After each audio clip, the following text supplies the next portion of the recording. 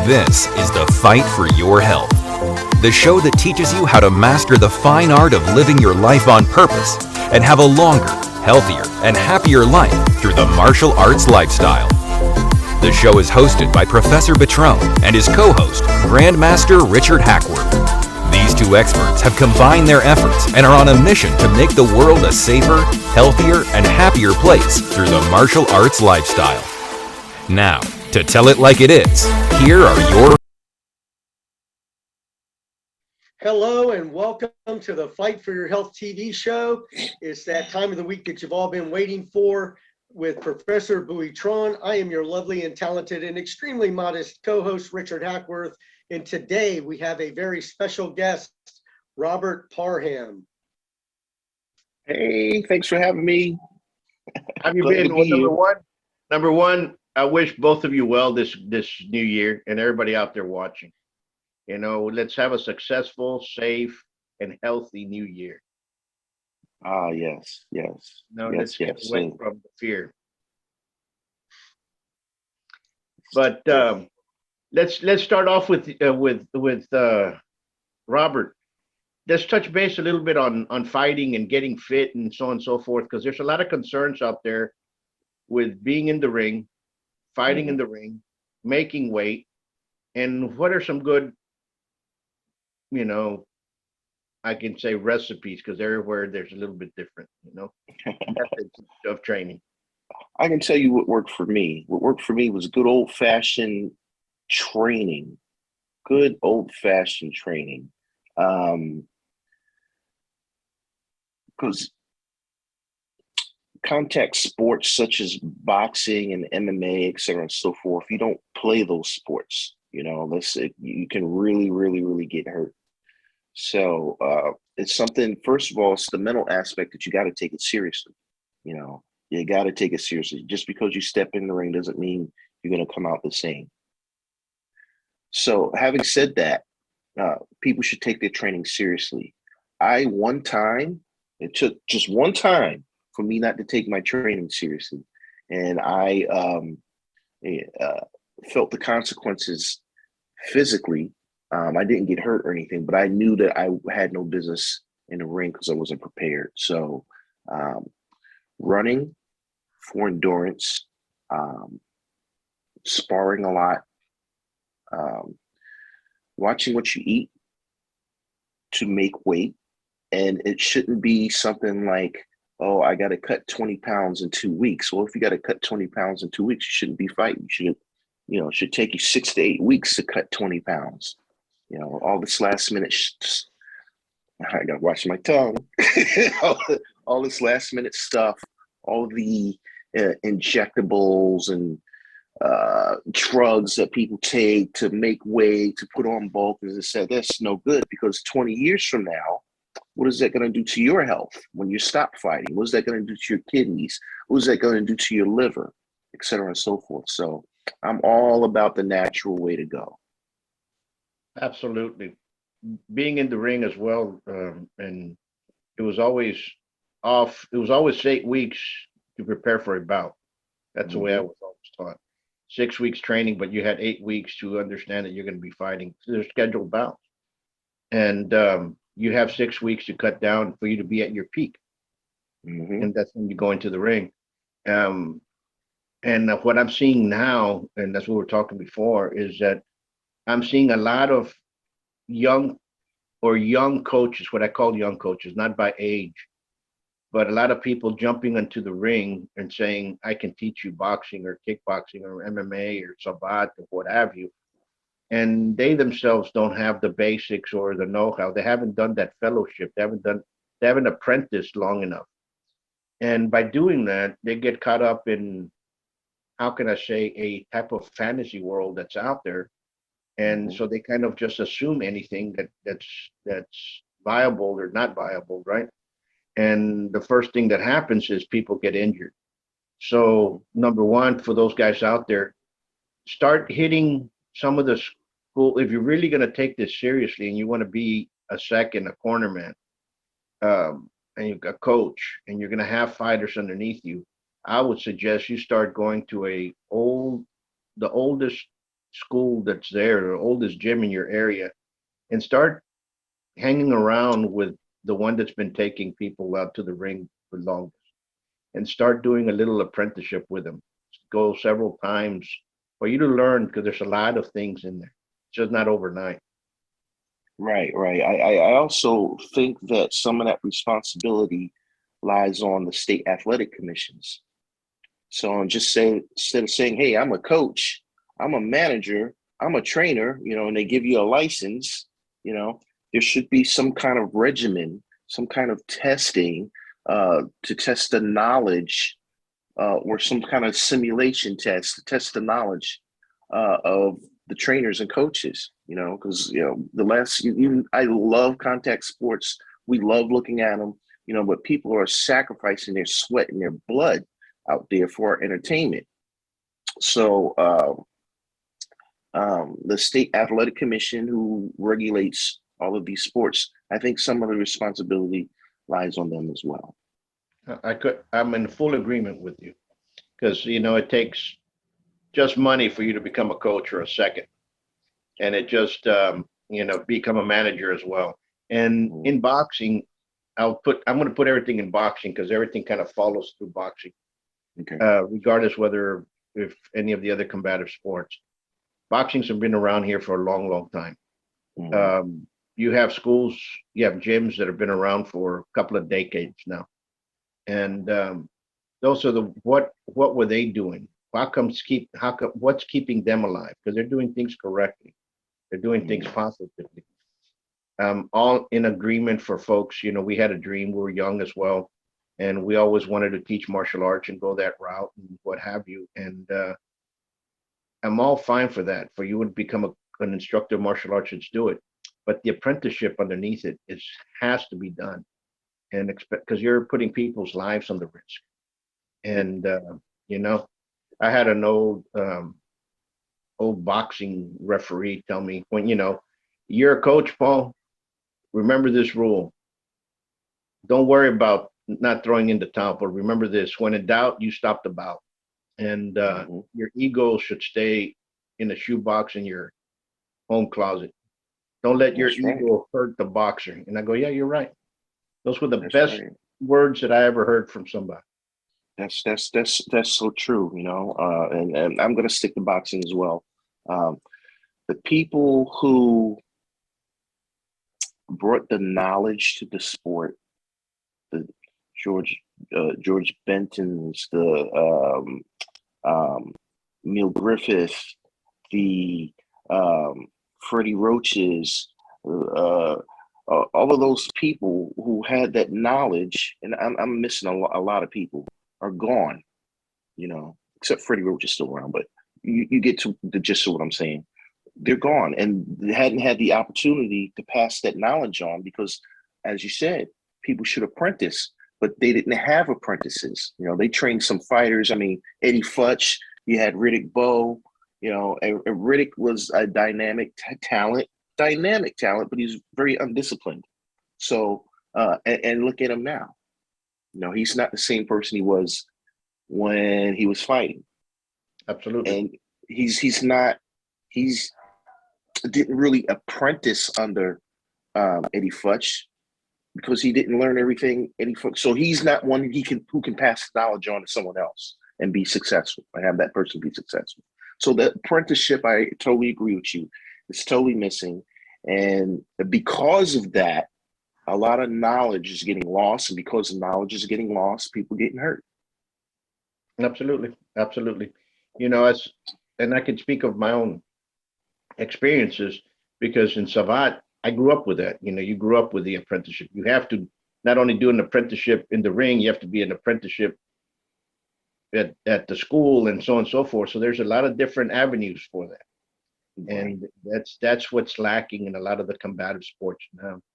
And you see it with just the basics: telegraphing a punch, telegraphing a kick. Mm-hmm. You see people doing it. They're fast. They're hitting the bags. They're hitting the pads. They're sparring. They're very, how can I say? It's all show. yeah, it's all show. And then when you really look at it, when you have that capability to understanding what a telegraph is, I mean, they're Mhm. easy to beat. I was watching some fights on TV the other week. Who was I watching? It was a great fight. Charles Williams and Luis Ortiz. Okay, so Charles Williams miraculously somehow a few years ago won a piece of the heavyweight belt. But when he jabs, for him to be a champion, okay, for him to be a world champion, when he jabs, so he's a left-handed fighter. You know, I want to. He does this thing. He does the bow and arrow thing. Is no one teaching you? You know, you look at the Mayweathers. Okay, so they got the whole hitting the mitts thing. Now everybody's doing that, but everybody can't do what Mayweather does because they don't have the ability or the talent. You know, they are apprentice. Their whole family fights. Just about, you know, their whole family has been at the world, if not champions, but at world championship contention. You know, everybody can't do what they did. You know, so now everybody's copying, and those people get hurt. I saw some fight last year, guys hitting the mitts like Mayweather, and blah, blah, blah, blah, blah, blah, and got in the ring and got destroyed. So Absolutely. And folks need to understand that, you know, it's training, basics, back to basics, you know, back to basics. That's, you know, and coaches need to be, that are out there, need to recognize that telegraphing exists. And it's an art, but it's a detail in coaching that is no longer found, you know. I'm going to put Jake Paul when he fought the other day, you know. Everybody was saying that he might have bought the fight or told the other guy to fall down or what have you, because he did this with his hand. Yeah, with his hand. That's what He did with his hand. But that happens naturally with some boxers. Some boxers do this. Some boxers do this before they're gonna climb. And so you as a coach have to stop those ticks from going further. You know, and as a cornerman, you have to be analyzing all that's going on in there. If you only did it before and you recognize it, because you got a minute to pass all that material to your boxer and tell him, you know what, when he does this, step back, because he's bringing that right. That's right. That's an unconscious rhythm. So if you look at Tommy Hearns, Tommy Hearns is fighting and always touches his head. Okay, Muhammad Ali always just touches his gloves together like this. All right, very susceptible to a left hook. Everybody's got an unconscious rhythm. It's a matter of a good coach or good fighter will recognize it and take advantage of it, you know, in their opponent. So, and like you said, see, I know you're old school because people don't say things like that. You know, people don't say things like that. That knowledge is getting lost, man. It's getting lost. And sometimes I look at a fight, I just want to put my head down and cry because the knowledge is lost. Absolutely. You know, and you see the young boxers and they're leading with their rights, and you're like, don't lead with your right. That's what the jab's for. It's a form of telegraphing. Every once in a while it's okay, but not consistently. You don't use your right hand as a jab. You know, let's go back to the Woodley Paul fight. Even on the undercard where the football player matched up against a basketball player, right? His basics were horrible. I mean, he was basically in a horse stance. Where's the knowledge? Where's the training? Where's the and there's a few people who do that and have the ability. I mean, it's okay to give it your best in training and 100%, and you do everything naturally, and maybe you're not victorious, but you're safe. You're okay. You know, instead of taking these shortcuts, it's all about the money now. You know, it's all about the money. Back, let's not even that far. Let's say 20 years back, 25 years back. It was about the sport And before the 25 years, before the sport, it was all about, I want to be the best. Okay. Absolutely. But now it's all about the money. So people are fast tracked. People are taking these weight loss supplements. I can recall Arturo Gatti, God rest his soul, fighting two weight division. Actually, he was supposed to come in at 135 pounds, and he stepped on a scale, basically at 1 pound over, but he had cut 30 pounds in like a week and a half. And after he stepped on the scale for like a second, for the thing that just, for the number to just flashed, took him right off the scale and put him in the back and put 2 large bore IVs in him to rehydrate him. And he came in the ring like 30 pounds over. I remember those fights. Who was he fighting? That God Joey Camachi. He's fighting Joey Camachi, and Joey Camachi got hurt. He got hurt. He was hurt really bad.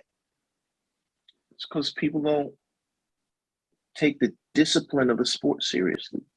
Absolutely. And don't get me wrong, there's a lot of great athletes in MMA right now, in boxing and kickboxing. And, if you're out there and you're listening to this, and if you have any doubt that something's going wrong, get a second opinion. Go to another club to ask your coach, wait a minute, I'll be right back. Let me go get a second opinion. Remember, it's your health that's out there. Sure. Exactly. And look at some of the great fighters. Okay, I'm gonna switch to kickboxing. Look at Don Wilson. Sure. Okay, Don Wilson is so healthy. Okay, he's healthy. He's svelte.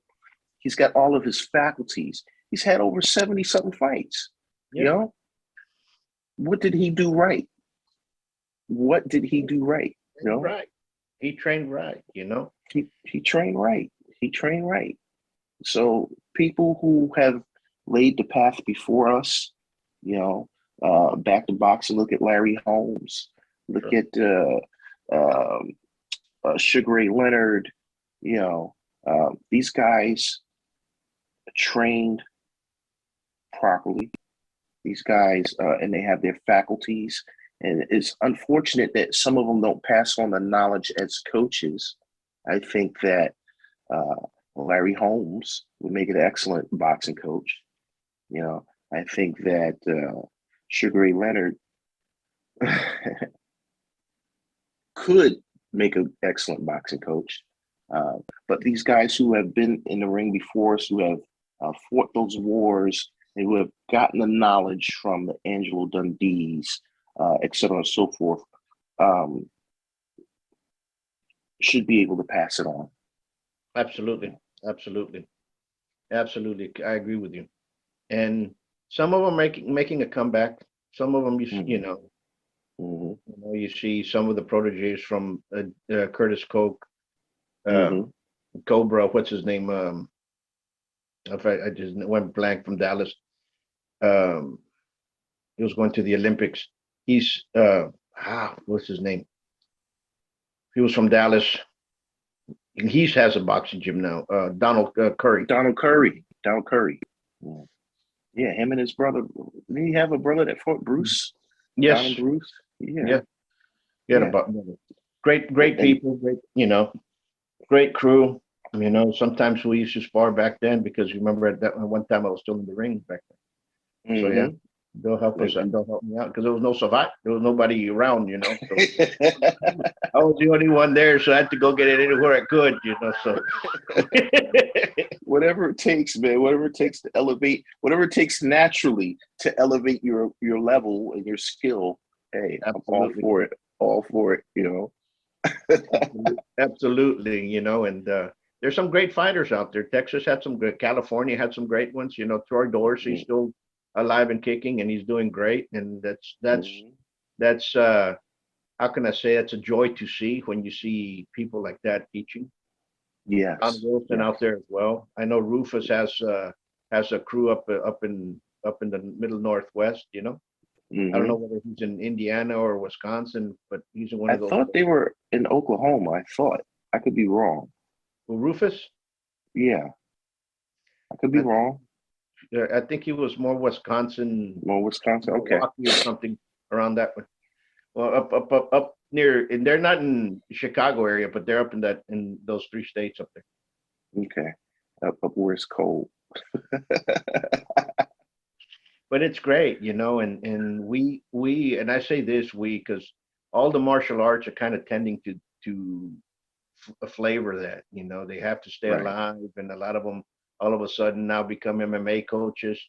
Right. You're gonna do that, do an apprenticeship, bring down your ego, go out there and apprentice, go out there with the local boxing Golden Gloves camp and tell them if you have nobody else, and tell them, hey, can I help you guys out here? Mm-hmm. Go learn. Mm-hmm. Go learn. Sit back, be quiet, and just take it all in and learn and learn and learn and learn. I was fortunate to have a great martial arts instructor who also was a boxer. So I learned from him, and I learned from a lot of other people to elevate my game and my abilities when I was in the ring, because there's no pleasure in getting hit. There's absolutely no pleasure in getting hit. It tests your intestinal fortitude. Absolutely. But if you're not prepared for it, though, at least be prepared for it. I mean, you're in swimming, you're going to get wet. You're in the ring, you're going to get hit. But you don't want to get hit as often, and you don't want to get hit with a good, clean shot. So preparation and knowledge, the right coaches are everything. Who was this heavyweight that they tried to build? There's a heavyweight from Africa who's just knocking everybody out, and I can't recall his name. But they were trying to build him by giving this gentleman, guys like Kenny Get Up, Tomato Can, and things like that. And he was strong, and he just looks the part, But after I saw him fight 3 times, his basics are really, really, really bad, because he's used to knocking people out. And in his last fight, he had to go to distance. And he was exhausted after the 4th round and lost a decision, Now, do you blame the boxer or do you blame the coaches? I blame them both, especially the coaches, because now you see, we got a moneymaker here, so we don't have to elevate his game, or we know that he's just going to knock everybody out. He's going to be another George Foreman, et cetera, and so forth. So, man. I agree with you with that, because here for a long time you had a bunch of kids that had maybe two fights amateur. They were 17, all of a sudden they became 18 years old. They're already fighting pro. You have to have at least, and I say at least 30 amateur fights before you can even try to figure out anything about pro.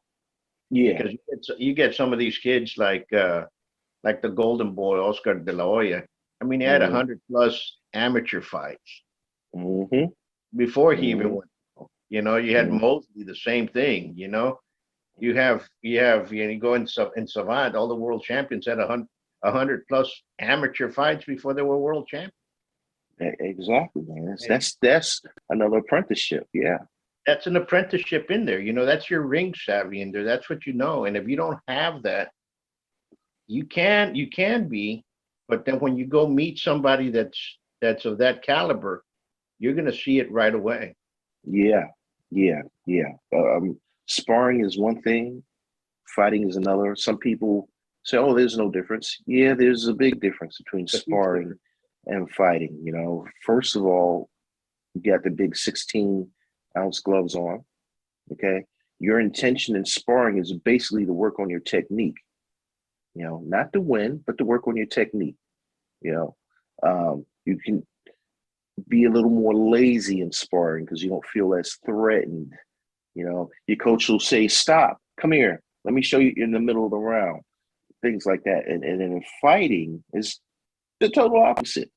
So I totally agree. You got to have that apprenticeship. I've had.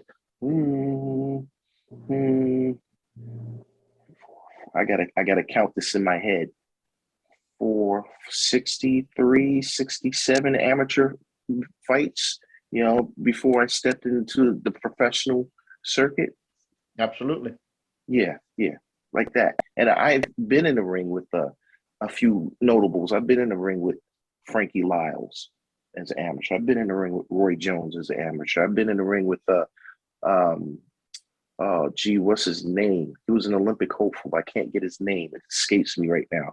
So those guys helped me elevate my game because they were so talented.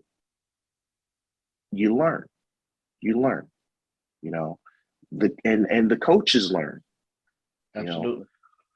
So that is missing. That's Absolutely. Oh man, it's horrible. It's missing, That we were having a similar conversation like this prior to the new year. There's a young boxer coming up, and you might have heard his name because he fought in England 3 weeks ago from Laredo. His name is George Castaneda, Mm-hmm. upcoming boxer. Mm-hmm. He's been boxing since he was 8. He's been in the ring. He's been in the amateur. He has countless amateur bouts, and then he turned pro, and he's just phenomenal. Young kid, nice young man, great character, a good friend of mine. And then they were telling me what's the difference between him and the other guys that are coming over here. What's going on with those that are coming from another stable here in Laredo? And I go, those guys over there maybe had 2-3 fights amateur, if lucky, and then they're fighting pro all of a sudden because their coach is pushing them to go pro. They're doing okay, but they're not going to mount much more, Right. And they're going to become ringers maybe. They're going to become let's fill the boxing card. They'll put them in the low bouts, but you actually have to preserve the boxer a lot longer inside the amateur arena before you let him go out. That's where he's going to learn. You do. There's and there's a fine. I don't want to say there's a fine line, but there's some coaches I find are so carefully selective of matching their amateur fighters against other amateurs, almost like the pros, where they want an easy win and this, that, and the other, or they keep their fighter in the amateurs way too long. Like let's take Mark Breland. So Olympic gold medalist, world champion, but he was in the amateurs way too long, way too long. Sure. What's my boy from Las Vegas, Mr. Mix, who was in the amateurs, expected to win a gold medal, but he lost to Reginald Tour, who Tour went on to become a world champion. I can't get his name. Kelsey Banks. So Kelsey Banks in the amateurs way too long. I think Kelsey had close to 400 amateur fights, but the coaches wanted to preserve him to get that gold medal. I understand that. So you can, bring that into the pro and this, that, and the other. But your amateur career, it's got to be like your amateur career is like you're teaching your kids to drive a car, and once they get comfortable driving that car, they can pretty much drive any car. Okay, when you can drive any car, now you're ready to go pro. Absolutely, yeah, absolutely. And I'm in full agreement. And for these guys out there that they're your 30s and your 40s, and you want to go into the fight game, I hate to cut it to you, it's over. Don't do that. Doesn't mean you can't be good. That doesn't mean you can't be a good trainer. That doesn't mean you can't be a good judge or a good second or referee or something, right? You know, it's a young man's sport out there. Yeah, In the ring, it definitely a young man's sport. I will tell you my experience when I retired and came back. So I retired 2 years and came back um, against a gentleman who was much younger than I, and I lost about Fort Pat Barry, actually, Fort Pat Barry. And when you get in the ring when you're older, you can see it, but you can't react like you did when you were young. yeah, It's absolutely. like you're throwing the curveball and it just misses the corner of the plate, and you don't understand what's going on, you know. Yeah. So it's definitely a young man's sport, you know. If you're taking care of yourself and eating right and training, you can have longevity if you started young, you know. But to jump in at 28 Or 30 or what have you, or 35. 30, you know, Yeah. just to start at that age, you're way behind the curveball, and chances are you're gonna get hurt. Not Absolutely. necessarily you won't be successful. You're gonna get hurt somewhere But, along the line. you know, but there's instructors out there that are going to take that person and they're going to throw them in the ring. And if they do get hurt, they're going to say, oh, well, you know, that's, Yeah, you know, it's a tough guy sport. Well, you should have said no from the get-go. yeah. We should have said no. And if you want to test them, let them spar somebody. Yeah. Bring them to the local boxing gym and put them in it against your best guy or your second best guy. See, you're not ready, you know? Absolutely. You know, and people need to understand that. And right now we're living in a time that it's kind of like everybody wants to be microwavable, and martial arts aren't microwavable. Right. I like that term. You know, like that term. it's not 10 minutes and all of a sudden now you have a black belt or what have you. You know, ain't gonna happen. It's not gonna happen. Yeah. That's MMA now. So people are foregoing practical and traditional martial arts training just so they can get in the cage. So, you know, teach me how to grapple, throw a few punches and a few kicks so I can go fight. You know, where is the discipline and tradition? Much like in boxing, where's the tradition? You know, you just I don't want to say you just can't do that because people are doing it every day. But to us old schoolers, that's just that just it hurts my heart. It hurts my heart, you know. And I understand it's a sport and it's not really correct. I understand that, but it's not right. I just don't feel it's right. Absolutely. Is that right, Brother Richard? Yeah, I just been enjoying the conversation here and learning a lot myself. And, you know, I know that earlier he kind of surprised me saying that he focused more on training than diet as far as making weight. And but I did have a question about what advice would you have to our viewers about strength training, functional strength training as a fighter? Because, you know, being a kickboxer and being a bodybuilder are two different things. Right. And what advice do you have on that area? And I ask you this specifically because in 2004 at a Hall of Fame event, I was told that you were known for strong kicks.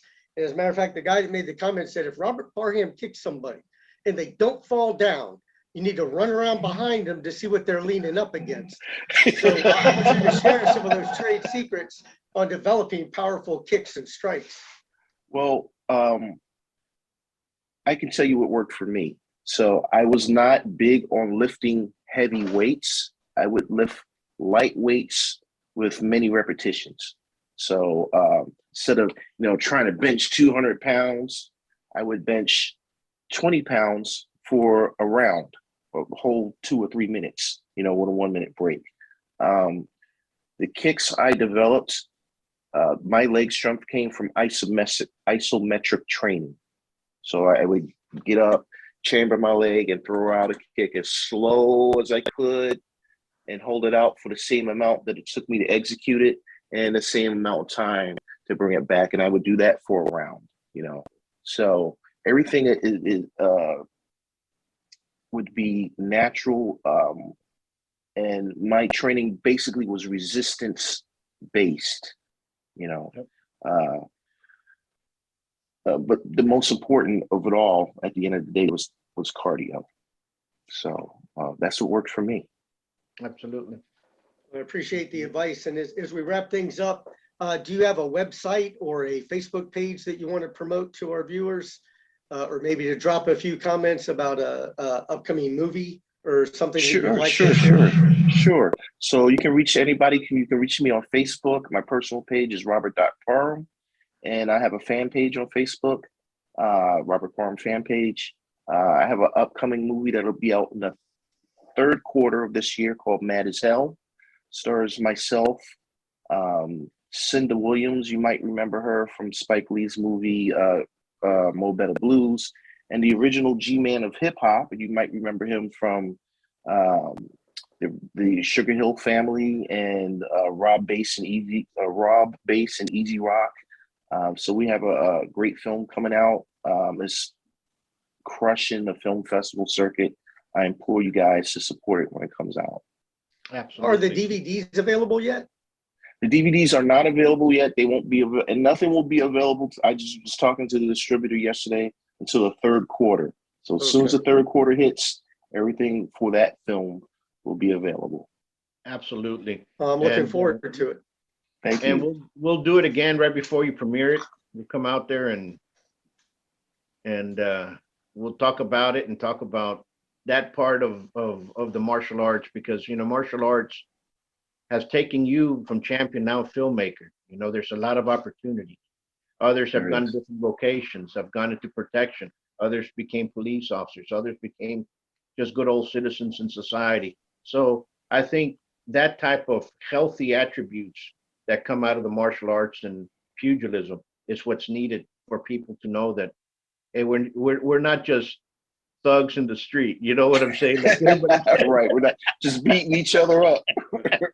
I totally agree. Thank you. It's funny that you made that comment, Professor, because Robert Parham is a guy that I've always thought of as like the classic example of a gentleman warrior. This is a guy that's a 100% class act from start to finish. And it's been a real privilege to get to be on this show with him and to meet him in person before and to just support his projects, man. I'm not a Robert Parham friend so much as I am a fan. This is a guy that I hope to see great things come to fruition for him. Absolutely. Thank you, Richard. Thank you so much, man. Thank you so much. All the best and great success. We're gonna cheer you on. And we'll be in touch. Thank you so much. Thank you. Okay, yeah, you guys keep in touch. Goodbye. Take care. Thank you for watching. Peace.